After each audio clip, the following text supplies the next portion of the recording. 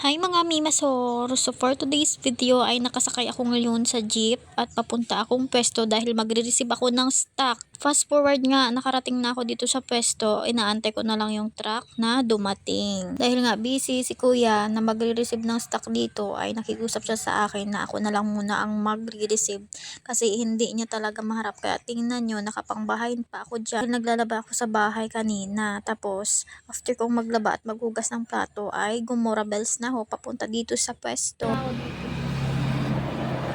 So ayan guys, sa mga naubusan ng stock dyan na laging nagre-reklamo na wala ng stock dahil ubus na. Bukas, pwede na kayong bumalik dito sa Sabon Depot San Marcelino para magpa-refill.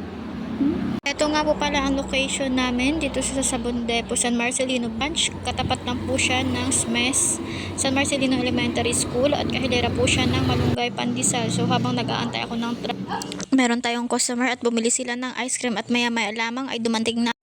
Dito nga po ay inaayos na nila ang karga at ibababa na nila yan.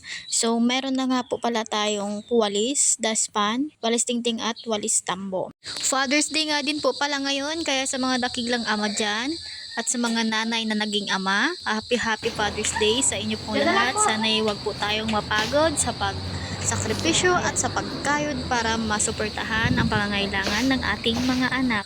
Mag-iingat po tayo palagi at God bless po. Maraming salamat din po sa aming mga regular at mga new customer na talagang tinatangkilik ang aming products.